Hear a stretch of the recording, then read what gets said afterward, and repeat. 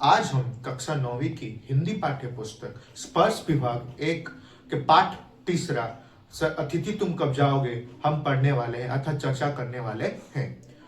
अतिथि तुम कब जाओगे भारत के लोकप्रिय लेखक में से एक शरद जोशी द्वारा लिखा गया है। शरद जोशी जी का जन्म 21 मई 1931 मध्य प्रदेश के उज्जैन शहर में हुआ था।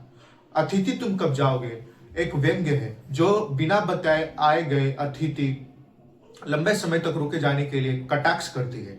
एक दिन लेखक के घर उनका पुराना मित्र आता है, उनके अतिथि के रूप में आता है।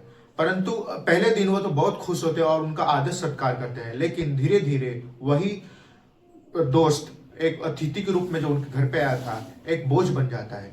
वह सोचते हैं कि लेखक सोचते हैं कि अतिथि दूसरे दिन चला जाएगा, लेकिन वो लंबे समय तक अतिथि के रूप में उनके घर पे रुक जाता है। अब वो बहुत सारे उनको संकेत देते हैं, परंतु लेखक का जो मित्र जो अतिथि के रूप में उनके घर पे आया था वो टस से मस नहीं होते और बहुत समय तक उनके घर पे रुक जाते हैं।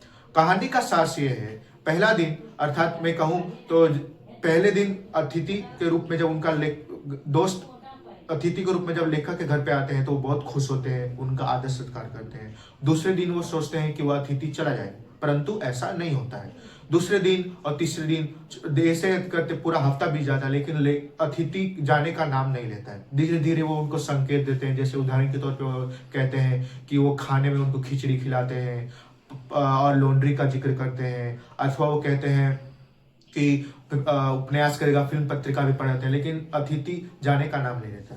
धीरे धीरे उनका घर का जो माहौल है, उनका जो स्वीटनेस वो खो देता है और अंत में वो कहना चाहते हैं कि वो अतिथि देवो भव पे विश्वास करते हैं। बहुत अच्छी बात है और हम सब भी विश्वास करते हैं, लेकिन मेहमान अथवा अतिथि तब तक ही देवता है जब तक सीमित समय के लिए उनके घर पे आए, किसी भी घर पे आए, जरूरी नहीं है कि लेखक घर पे ही आए, सीमित समय तक रहे और वापस चला जाए। इस कहानी से हमें ये मुख्य संदेश ये लेखक देना चाहते हैं कि मेहमान अतिथि तब तक देव बनकर रह सकता है जब तक सीमित समय के लिए वो किसी भी घर पे जाए, और तभी वो देवता का स्वरूप कह सकता है। अगर आपको ये वीडियो पसंद आए तो लाइक कीजिए, सब्सक्राइब कीजिए और बेल आइकन जरूर हिट कीजिए। धन्यवाद।